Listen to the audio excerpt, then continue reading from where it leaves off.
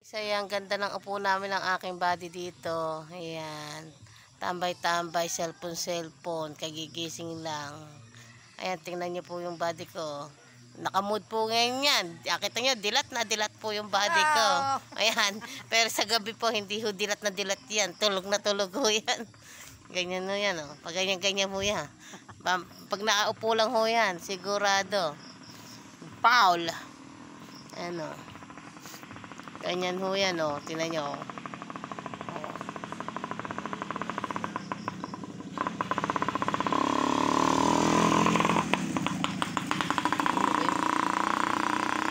Ayan ho, oh. Tingnan nyo. Dilat na dilat ko ngayon ang mata niya, no. Sa gabi, oh, makikita nyo, tulog naman ho yan. Ganyan po yan. Ano. Maulap po ngayon. Makulimlimang kalangitan. Dito po kami sa ng aking body sa labas. Ayan po, lakas po hangin dito. Ayan o. Mahangin-hangin po, ayan o.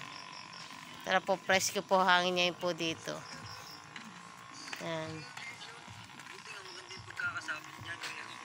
Ayan naman po yung bunso namin, Pogi, o.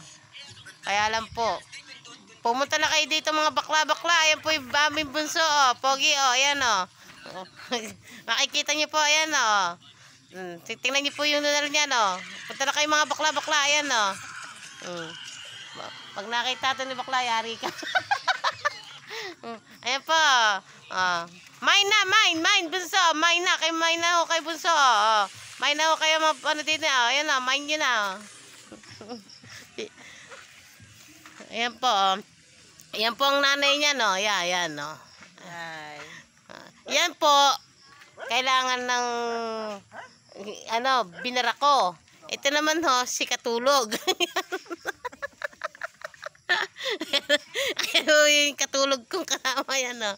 Natatawa-tawa ho yan, pero mamaya ho yan, si katulog na ho yan. Ayan ho. Tignan niyo po, ayan ho si katulog ho. Ayan naman po si Giselle ho. Ayan naman po yung hindi marunong magsuklay dito sa amin. Ayan na. Kaya po yung bata, yung kanyang anak, nasa bunutan po siya lagi kasi hindi marunong magsuklay po yung ina niya, no?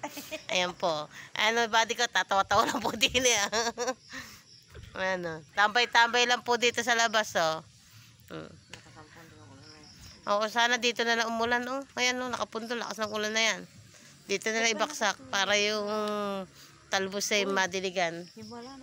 Oh, ay, ayan po. Ay, tinan niyo po. Maayos po yung buhok po ni Giselle. Ayan, no. Ay, ano ba yan?